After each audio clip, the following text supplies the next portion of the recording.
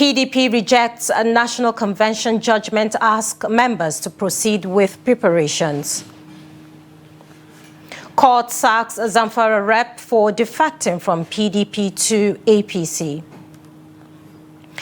US blacklist Nigeria over Christian genocide claim. On the foreign scene, Tanzania opposition says hundreds killed in election protests.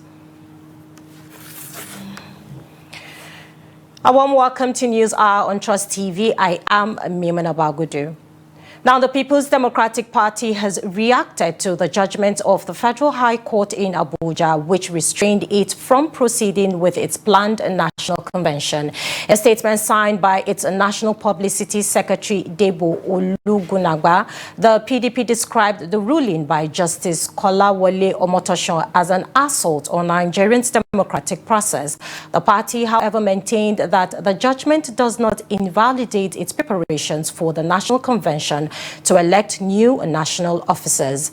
It cited a recent Supreme Court judgment affirming the supremacy of political parties in managing their internal affairs. The PDP urged its members, chapters and organs to remain focused and continue preparations for the convention. While reaffirming its commitment to the rule of law, the party said its legal team has been directed to immediately appeal the judgment as part of efforts to defend and promote multi-party democracy in Nigeria.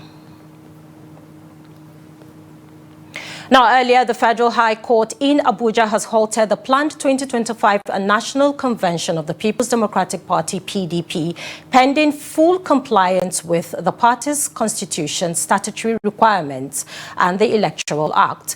Now, delivering judgment in a case filed by 3 aggrieved PDP members, the court also restrained the Independent National Electoral Commission, INEC, from recognizing or accepting any report from the convention unless due process is followed in line with the law and the Commission's own regulations. And Trust TV's Ibrahim Ismail reports. The suit was filed by 3 PDP officials, the party chairman from Imo and Abia State, and the South-South Zonal Secretary. They accuse the party's leadership of planning to conduct the convention in violation of laid-down procedures. A member of the plaintiff's legal team spoke to Trust TV about the implications of the ruling. His Lordship has ordered that the PDP as a party has violated the provisions of the Electoral Act and the provisions and regulations of conduct of elections, congresses and conventions. And all the notices issued by the party to INEC are invalid, and that as a result of that, that convention can never hold and will not hold until the PDP, as mandated by the court, comply with the provisions and regulations, guiding the conduct of such a convention. Today, we have been vindicated. Yes. Vindicated that we stood for democracy, we stood to deepen internal democracy in our party, and we stood for the right thing, for the right cause. The court today have given clear judgments that political party administration must be run in line with the law. Of course, in line with the law. Some party stakeholders, however, described the ruling as a setback for the PDP at a critical time when internal unity is needed. Reacting to the judgment, the national chairman of the PDP, Ilia Damagun, said the party will appeal the decision. We just had the judgment, and as law-abiding citizens, we have noted it. Not that it has gone down well with us. Definitely, this is not what we expect. We will appeal it, let it be on the record, and that 3 people cannot subvert democracy. I want to say this emphatically, that this judgment today is a panacea to annihilating democracy in this country, because you cannot stop a whole political party from exercising its legal right. We have authorities whereby we have It's supposed to be an internal affairs of the party. Just because one or two saboteurs are out to destroy this party, God will not let them be. Who are those saboteurs? You know them. The chairman of the PDP Governors Forum, Bala Mohammed, also commented on the matter. But we are really very disappointed because the judgment is argumentative. You know, they were just trying to justify the unjustifiable, and of course, praising or celebrating impunity, and of course, interference in the internal affairs of parties, and even placing saboteurs within the realm of political parties. You can just imagine an officer of the party coming to give bad witness against the party, and that person is celebrated as having doing his distance. If you are a member of a party, you are supposed to go with the party, with the decision of the party. It is left to be seen what will happen next. From the Federal High Court in Abuja, Nigeria's capital, Ibrahim Ismail reporting for Trust TV. Now moving on, the Minister of the Federal Capital Territory, Nyesom Wike, has hailed the court judgment halting the People's Democratic Party's planned national convention, saying it marks an end to impunity within the party. On Friday, Justice James Omotosh of the Federal High Court in Abuja ordered the PDP to suspend its 2025 national convention until it complies with the Constitution, the Electoral Act, and other statutory requirements. The court also restrained the Independent National Electoral Commission from accepting any report from a convention held in violation of due process.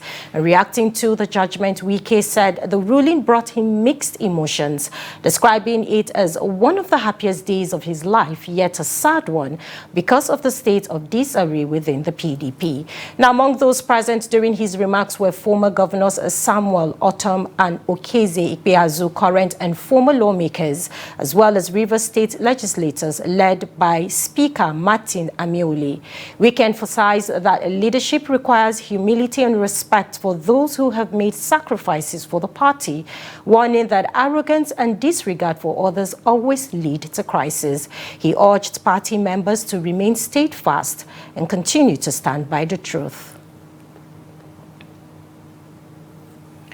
Now, joining us in the studio to discuss this is a public affairs analyst, Raji Ahmed. Good evening, and thank you for coming this evening. Welcome. Thank you, too. All right, let's jump right in. We have seen a lot of crisis going on in the PDP. So what's your initial take on the court's decision to stop the PDP's planned national convention?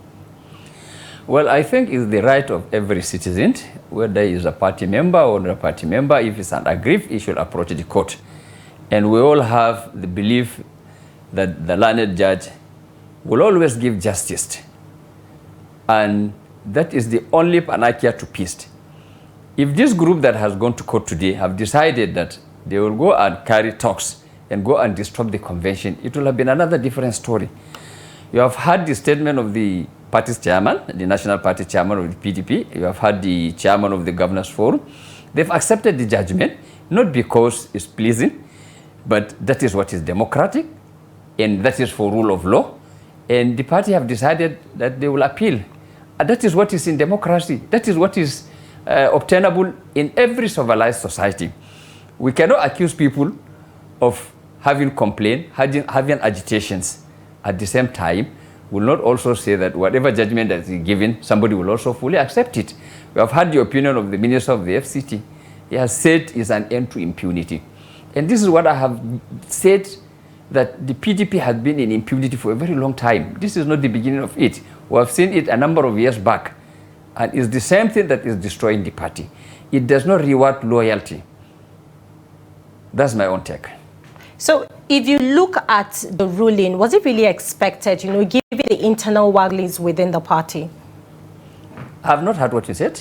I said, given the issues in the PDP, do you think that, the court ruling was a good one? And how strong or fair is it at the end of the day? Well, as far as dispute resolution concern, it is a fair one. because somebody is aggrieved and he has approached the appropriate quarters, and that is the understanding.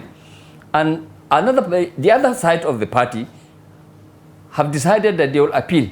Maybe there is tendency that by their appeal, they may also get justice.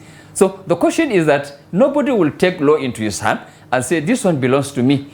The only avenue we have is to resort to court. And whatever the judgment of the court, we should all accept. It's not an issue of personal achievement. It's an issue of political development. It is to enhance our political activity and to ensure that democracy survives. We don't have an alternative apart from the courts. Okay, the PDP calls, or rather, let me just, get your view on this. So why do you think the court felt it necessary to intervene at this point? It's because somebody has approached the court. The court would not have just come and said, PDP, you are in crisis, and this is our opinion. But because some people felt, or party members felt that they are aggrieved and they have approached the court. And it is the duty, the responsibility of the court to give a verdict based on his own understanding of the issues at hand. Okay, so the Wike, I would want to, hear your opinion on Wike, but let me just, get your opinion on this concerning the statement made by the PDP. They called the court ruling an assault on a Nigerian and democratic process. How strong or fair do you think the statement is? Well, the point is, if it is at their own favor, if the judgment has gone to their own favor, that opinion wouldn't have come up. It's because it has not come in their own favor. And if they have not felt confidence about court, they will not even thought the idea of going for an appeal. So it is just an anger that you have not gotten the judgment of what you want, or your plan has been disrupted, and therefore you are just venting out whatever that comes of you. We don't have any means of settling our dispute apart from the legal room. And that is what is more appropriate. Okay, let's see the comment Wike made, when this verdict was passed. He described it as, one of the happiest days of his life. So what do you make of that particular reaction? Because a lot of Nigerians are saying that Wike is one of the major problems that the PDP is having, being that, they're having lots of fractions, disagreements within the party. Well, Wike is a party member.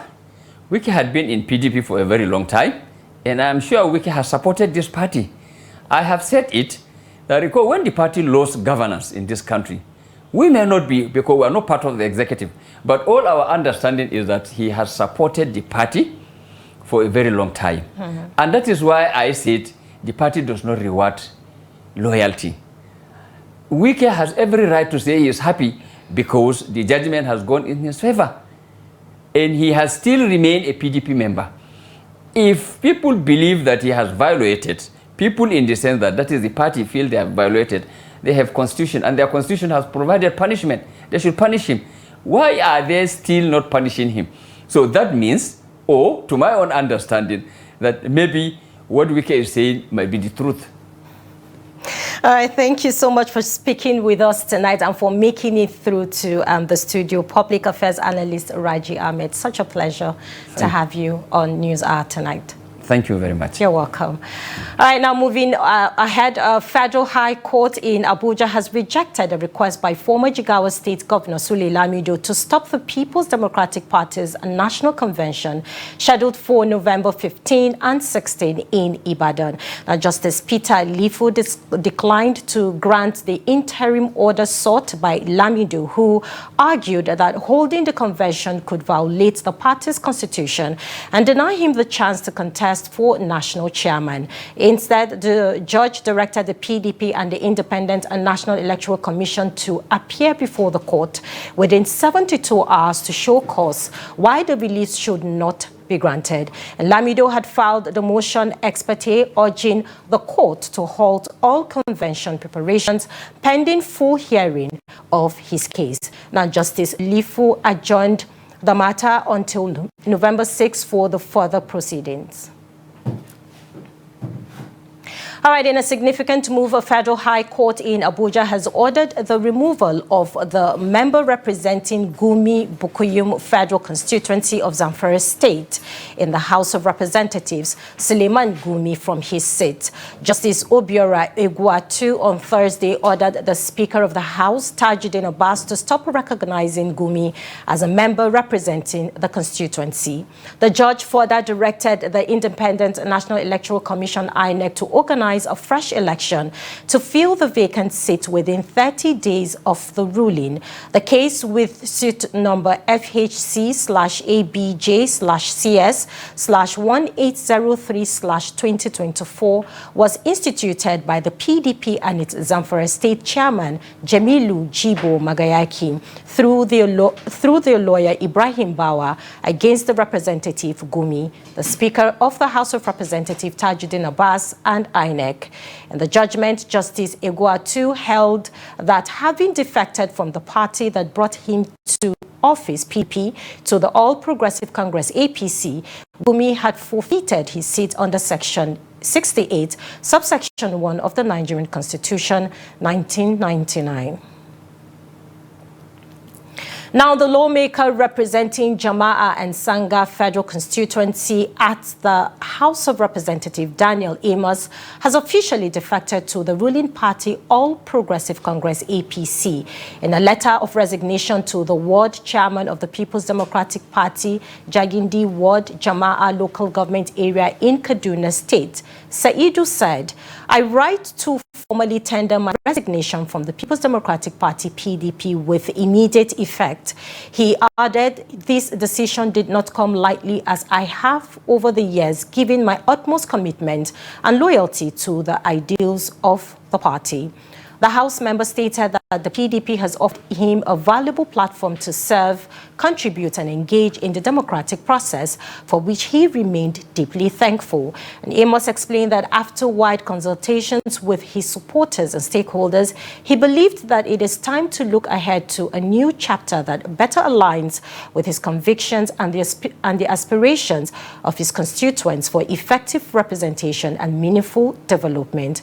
While briefing newsmen in Kafanchan on Friday on the official defection of many PDP members from southern Kaduna to the ruling party on Saturday, he stated that their defection stands to benefit the area, Kaduna State, and the country as a whole. He assured that he and the defectors would continue to work together with members of the ruling party to ensure the southern Kaduna zone benefits from the federal and state governments.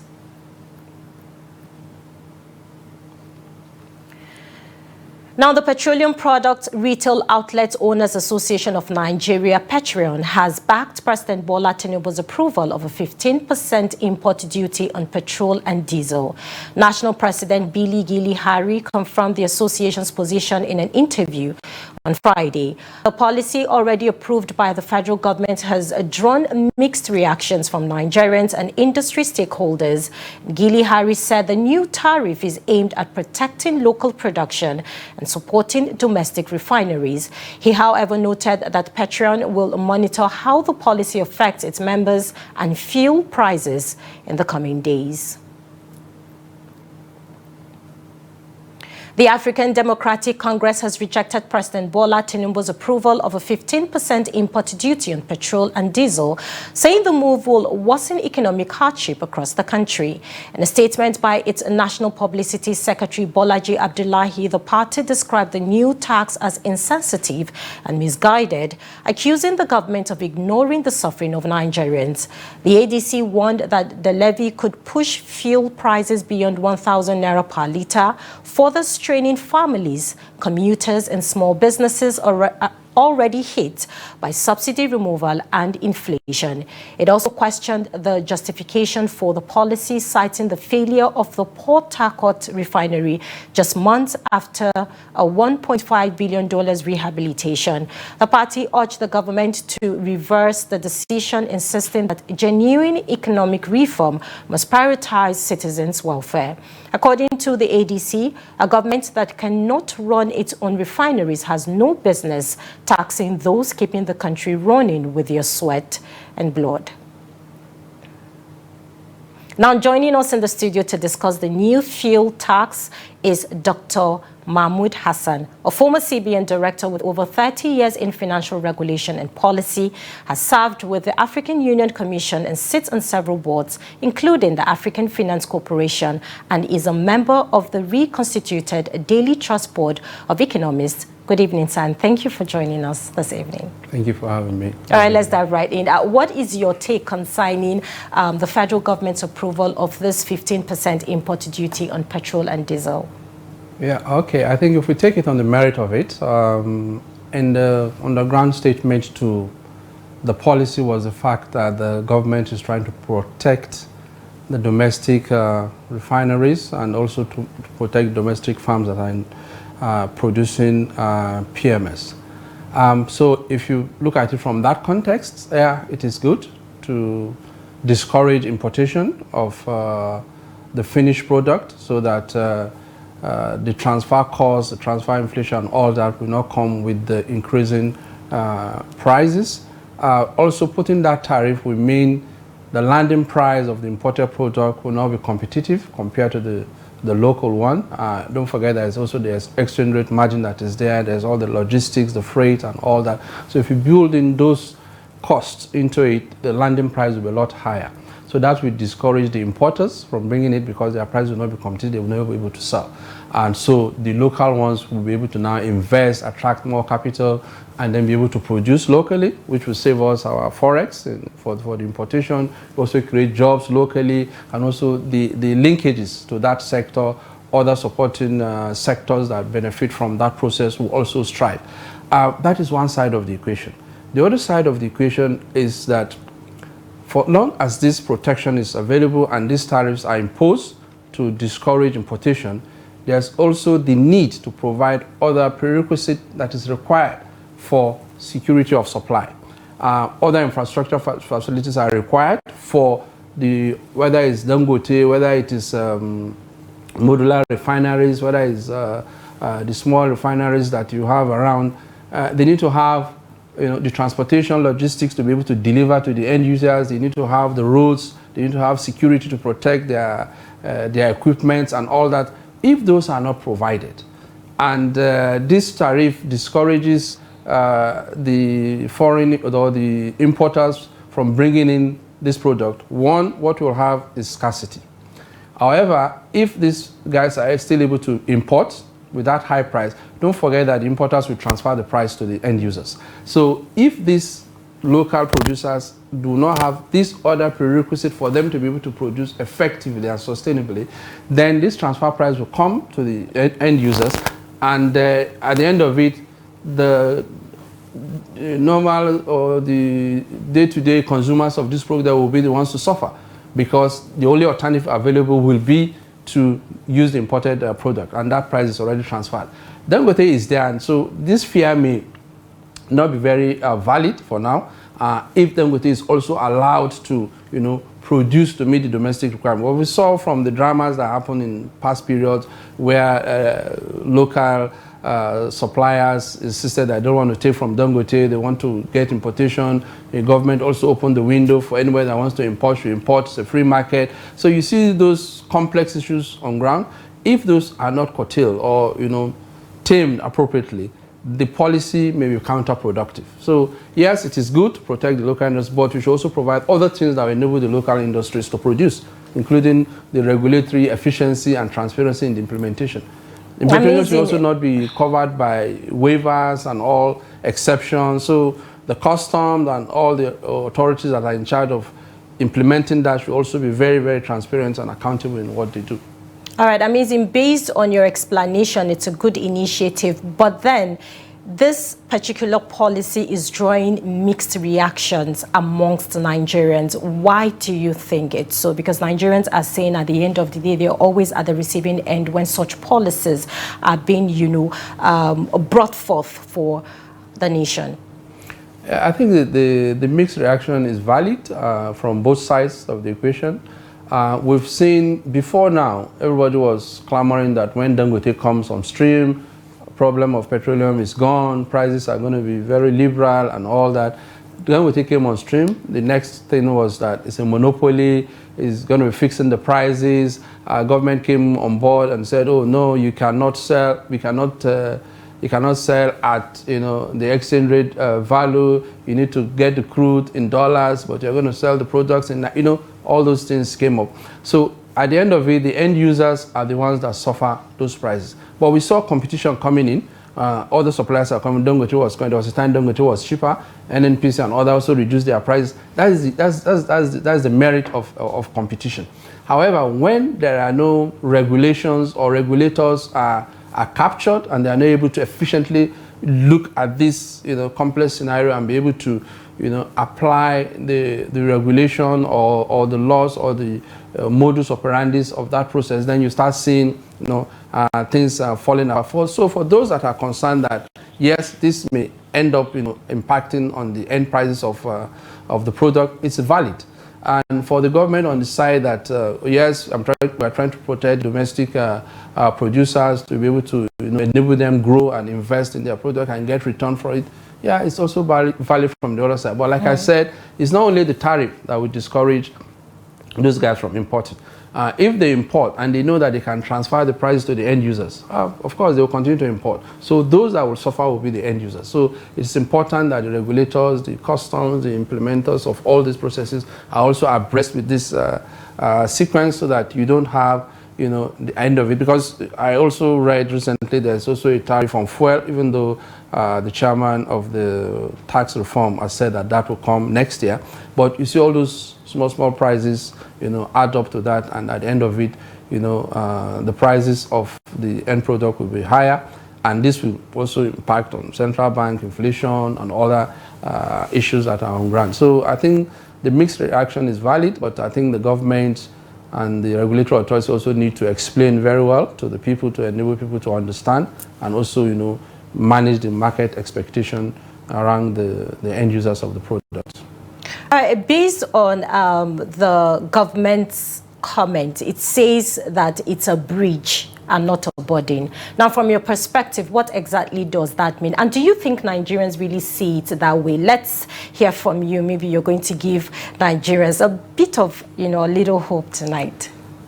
Well, from the government perspective, yes, it's a bridge. From the end users, which everybody has his own independent opinion on that, it's going to be,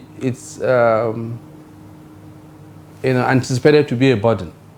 And if the narration I gave is efficiently monitored, such that the local producers are able to produce, other requirements for them to be able to effectively produce are available and made available to them, then definitely it's going to bring down lower prices, because all the costs around logistics, freight, and all the insurance that will be paid from transporting it from abroad will be taken away. So you will see that going off the end price. So at the end of it, it will be a relief for the domestic economy.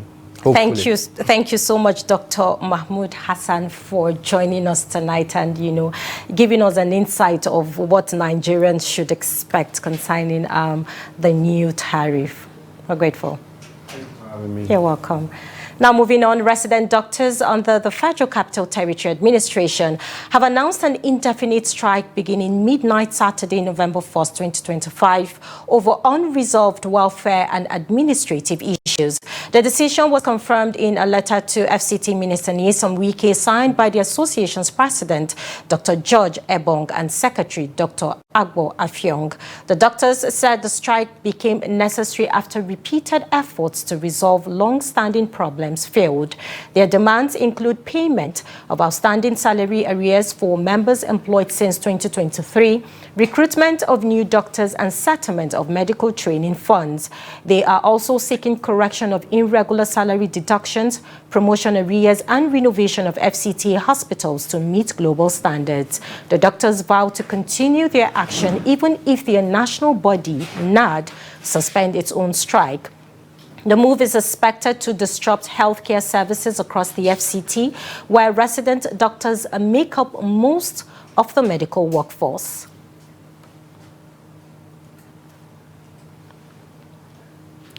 Now, U.S. President Donald Trump has redesignated Nigeria as a country of particular concern over alleged genocide against Christians. The move follows growing allegations of persecution, which intensified after Vice President Kashim Shettima's remarks in support of Gaza at the United Nations General Assembly. However, several global figures, including a Vatican cardinal, have dismissed the claims, insisting that both Christians and Muslims are victims of insecurity in Nigeria.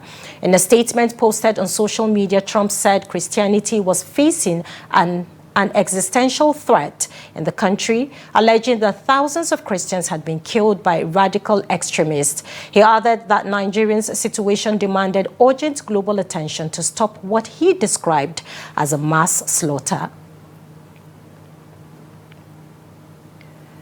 Now, joining us via Zoom to discuss this is public affairs analyst Jide Ojo. Good evening, and thank you for joining us tonight. Good evening, ma'am. Good to have you. I hope you can hear me. All right. Now, once again, the U.S. has blacklisted Nigeria, and now this time is over the alleged genocide against Christians. How serious, how really serious is this designation? I don't think we should make every weather of this redesignation. It's not the first time that the Trump administration will designate Nigeria as a country of concern. But, I mean, way back in 2020, he did it, and Joe Biden government delisted us or removed us from that list in November 2021. So it's nothing new. It came to me as a real shock. It came to me as a surprise because on the 17th of this month, during the Akaba conference or summit in Rome, President Tinubu actually met with one of the special advisors to Donald Trump to discuss this issue. I think it's Bulus. And he actually said there's nothing like Christian genocide in Nigeria for those who understand the terrain.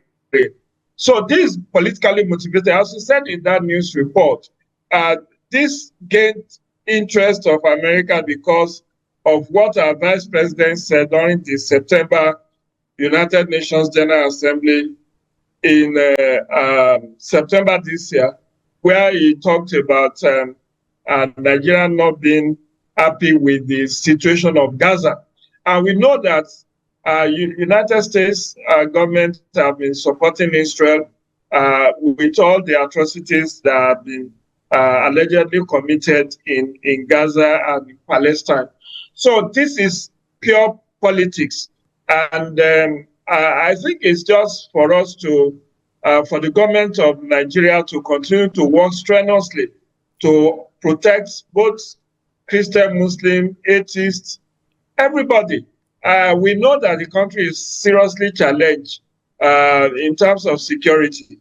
And perhaps that's part of the reason why the president deemed fit to change the service chiefs just a couple of days ago. So I'm not sure this will affect us much. Already there have been several actions taken against Nigeria in the course of this year, from the introduction of increase in tariff against products from Nigeria and many other African countries, to issue of our undocumented migrants, Nigerian citizens in US, who have also been hounded by the ICE, that's Immigration and Customs Enforcement Police in US. So this is something that we should just take note of, and for the government of Nigeria to work strenuously to provide security for all. All right. When we look at it, I mean, the claim came after Vice President Shettima's remarks at the UN General Assembly. Do you think his comments played a role in this decision? I think I've answered that in my first, in your first question. That this came as a result of what Vice President Kashim Shettima said during the UN General Assembly. And it is not surprising that this action of Donald Trump is coming on the heels of that decision. But you recall that even in the course of this month, Revered Bishop Matthew Azan Kuka, the Bishop of Catholic Sokoto Catholic Diocese, actually came out to debunk this issue of Christian genocide in Nigeria. Yes, at the beginning of the insurgency way back in 2009, we have churches and Christians being targeted, but it has since gone, the whole 360 degree, whether you are a Christian. As Pulu said in his statement, which I read online, he said terrorism knows no color, no tribe, no religion. So we know that the targets of bandits and terrorists has never really been, against a particular sect, whether Christian, Muslim, whether Shiite or, Sufi Muslim, or whether it's a different denomination of Christians. It is all about having an Islamic caliphate. And in all of this, both Christians and Muslims have suffered in equal measures. So there is no two way about it. This is politically motivated. As I've earlier said, this came on the heels of the very bold and courageous statement made by Vice President Kashim Shettima during his recent visit to the UN General Assembly. And it's not the first time, like I said, it has happened before. Now it has happened again. After a while, we will be removed from that list. But what I will encourage Nigerian government to do is to continue to work assiduously to secure this country, irrespective of whatever the designation of Nigeria as a country of concern by the US. US is just one out of 197 or thereabout countries across the globe.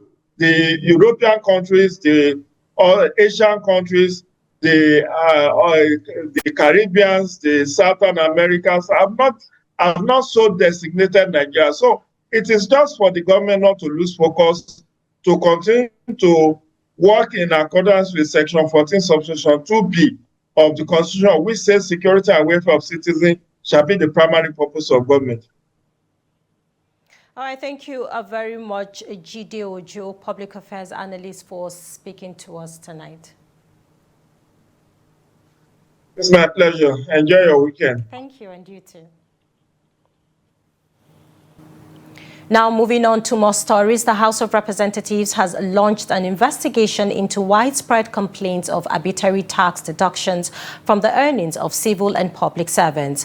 Lawmakers say the probe will also examine multiple bank charges imposed on customers across the country. The decision follows public outcry over what many Nigerians describe as unfair and excessive financial burdens. An ad hoc committee chaired by Kelechi Nwogu has been inaugurated to review how taxes, levies and salary deductions are applied and remitted. The panel will also assess the fairness of various bank fees, including value-added tax on existing charges.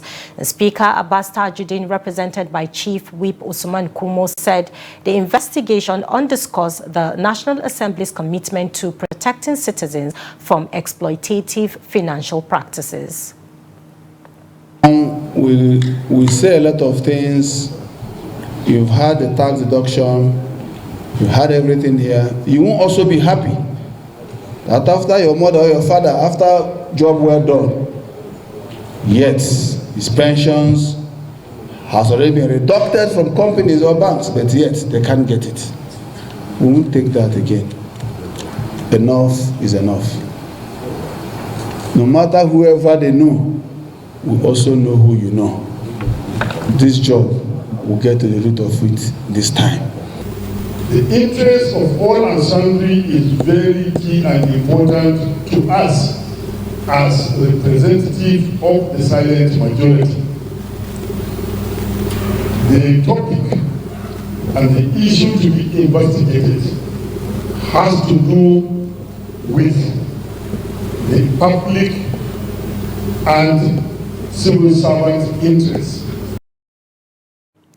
In Pottiscombe, Yobe State, a town famous for its bustling trailer park and thriving transport business, a growing number of women are defying social norms to invest in a trade long dominated by men. From owning trailer bodies to managing transport agents, these women are proving that determination and resilience can drive success in even the toughest industries. And despite challenges such as unfair treatment from drivers and exclusion by male counterparts, they remain undeterred, calling for greater support to thrive. And Trust TV's Hassan Lawan Koli reports on women rewriting the rules of Pottiscombe's trailer business. Let's take a look. In a business where the roar of engines and dust of highways are typically associated with men, a quiet revolution is unfolding in Pottiscombe. Here, women are breaking barriers, investing in the trailer business not as passengers, but as owners and entrepreneurs.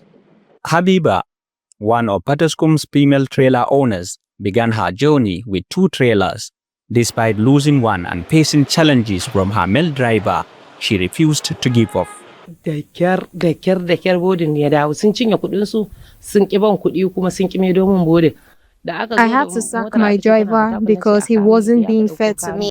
I now manage the business, though an agent, it's tough, but still profitable, and I won't quit. Her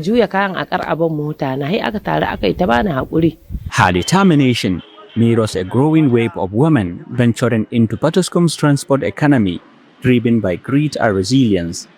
Marika's story is one of empowerment through family support, as what began as a small business with her father's encouragement has grown into a thriving transport enterprise.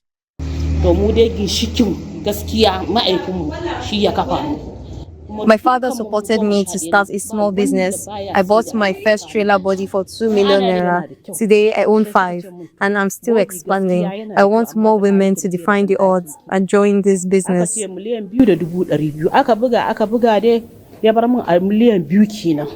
For Zainab, her journey began with inheritance. After losing her husband, she inherited 2 trailers, her only source of livelihood to take care for her children.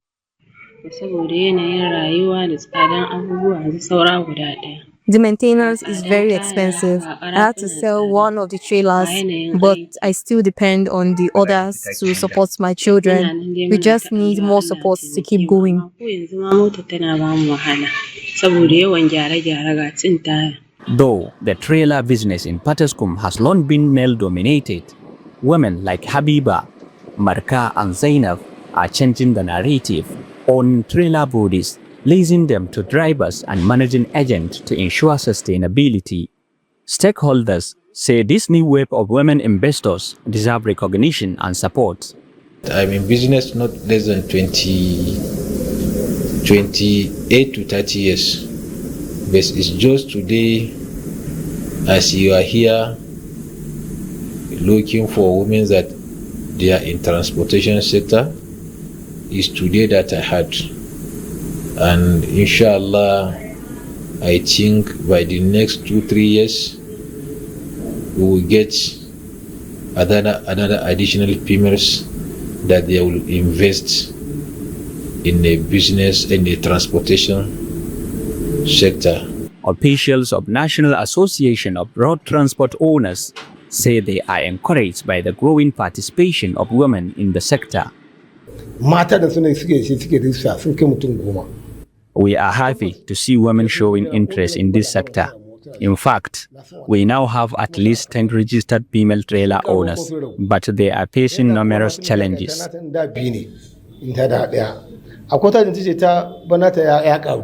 In a male-dominated industry, where discrimination and financial hardship often discourage women, Pottiscombe's trailer business is witnessing a new chapter, one written by women determined to steer their own destiny. From managing agent to owning fleets, these women are proving that empowerment isn't just about opportunity, it's about courage, resilience, and the will to succeed. Hassan Lawan Koli, Trust TV News, Gombe. And now we move to Kaduna State, where the cancer awareness campaign led by the wife of the Kaduna State governor took center stage at Barrow Diko Teaching Hospital, drawing patients, health workers and citizens from across the state. The event, held under the guidance and support of His Excellency Senator Obasani, was aimed at raising awareness about early detection, treatment and support for those battling cancer. The report.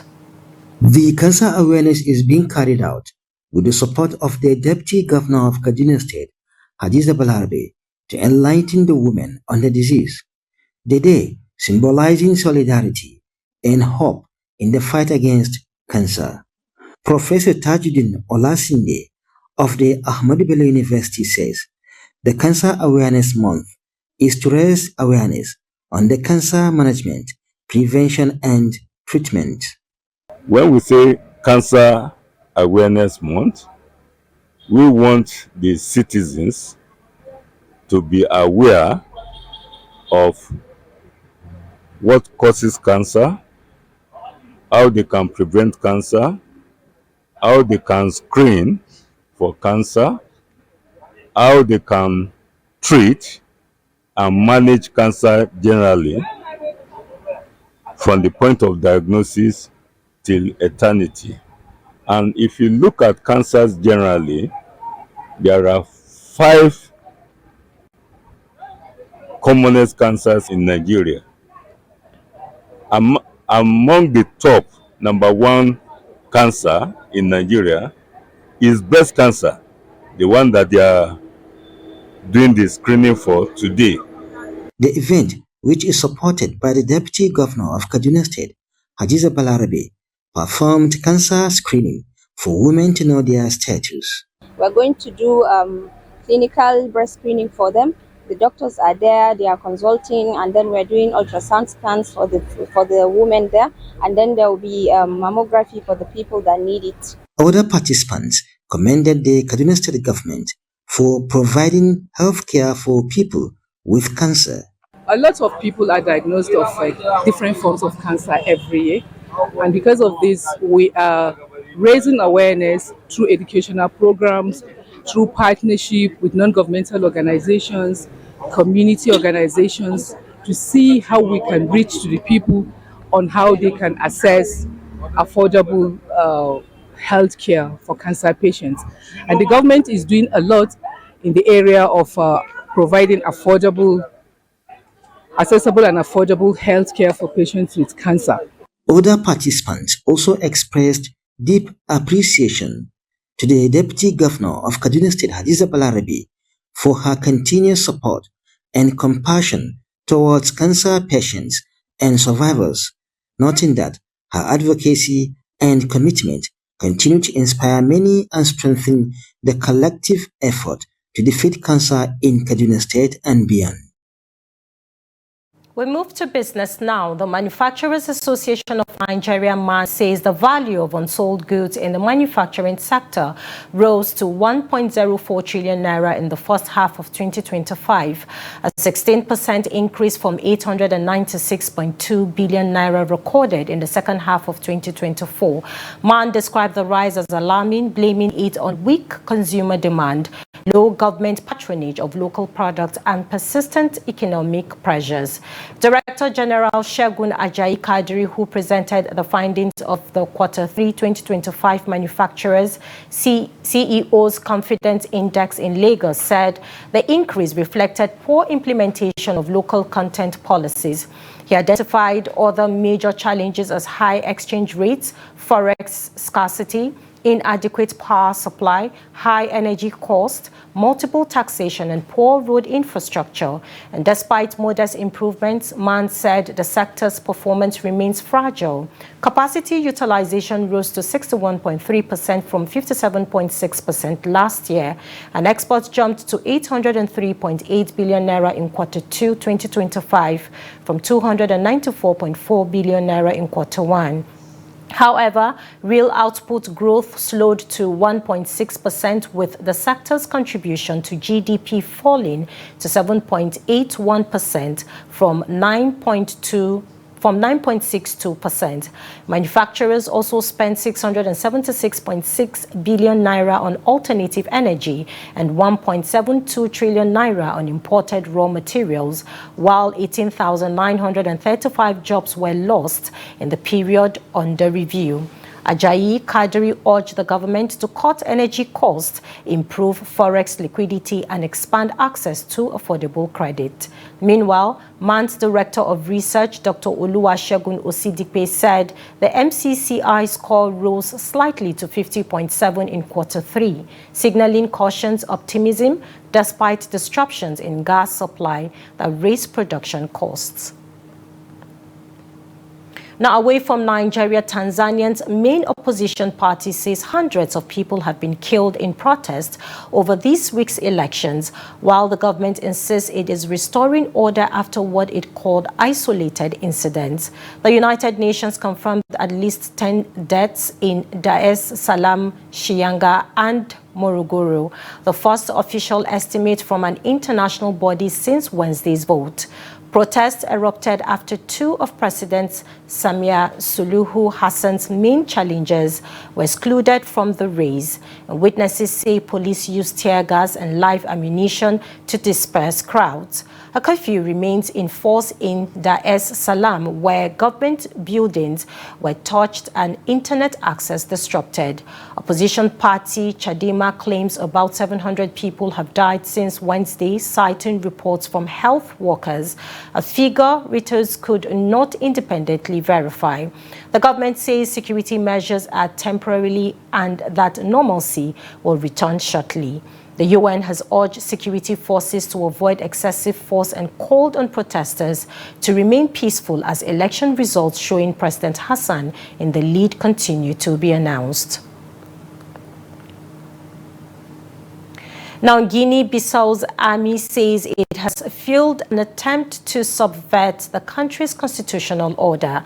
And several senior military officers were arrested ahead of the start of campaigning for next month's general elections. Deputy Chief of Staff General Mamadou Touré said the move was aimed at disrupting the electoral process, but gave no details on the number of arrests or the alleged plot. Among those detained is Brigadier General Daba Nawalna, accused of being one of the masterminds behind the plan. President Umaru Sissoco Embalo, who is seeking re-election, has warned that no disorder will be tolerated and assured the safety of all candidates. Guinea-Bissau has a long history of coups since gaining independence from Portugal in 1974, but has enjoyed relative stability in recent years. And now in sports, it's time to join Adeniyi Ajishafe.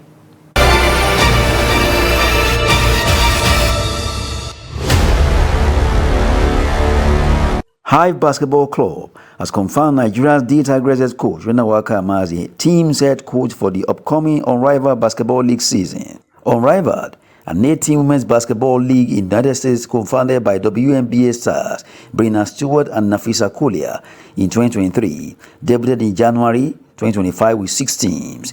The league announced its head coaching lineup for 2026 season, with Wakama among the coaches unveiled. Hive BC, one of the league's 2 expansion franchises, as Unrivaled enters its second campaign in January 2026. In 2024, Wakama guided the Tigers to become the first African basketball team, male or female, to reach the Olympic quarterfinals. Renna made history, becoming the first female coach to win the women's Afro Basket in 2023 and led the team to another Continental title in 2025. She began her coaching career at Manhattan College as director of basketball operations before being promoted to assistant coach. She also had assistant coaching roles at Tulane University and Stony Brook University. Renna Wakama, former college player, started at Western Carolina University before transforming into coaching. And in football, the Confederation of African Football (CAF) has confirmed Prince Moulay El Hassan Stadium in Rabat, Morocco, as host of 2026 FIFA World Cup qualifying playoff between Nigeria and Gabon. A tie billed as a battle of history, pride and redemption. The 22,000 capacity stadium will be the stage where decades of rivalry between Super Eagles and the Panthers are rekindled for Nigeria. It is more than just another qualifier. It is a chance to erase old scars and reaffirm continental dominance. This will be the 9th meeting between the two nations and the 5th in World Cup qualifying history. Nigeria won 5 times, drawn twice and lost once on 25th June 1989 at the Stade Omnisport Omabongo in Libreville, Gabon. Then considered as minnows, Panthers of Gabon stunned the visiting Super Eagles with 4-star strikes from Vigois Ondenant and Michael Mineko before Samson Siasia pulled one back in the 57th minute. The Super Eagles, coached by Paul Hamilton, with Clement Westerhoff watching from the stands, missed out on the Italian 90 World Cup after falling 1-0 to Cameroon in the final group match. The Super Eagles' most memorable victory came over Gabon at the 1994 Africa Cup of Nations in Tunisia, where goals from late Rashidi Yakini and Mutiwa Dekpoji sealed a commanding win.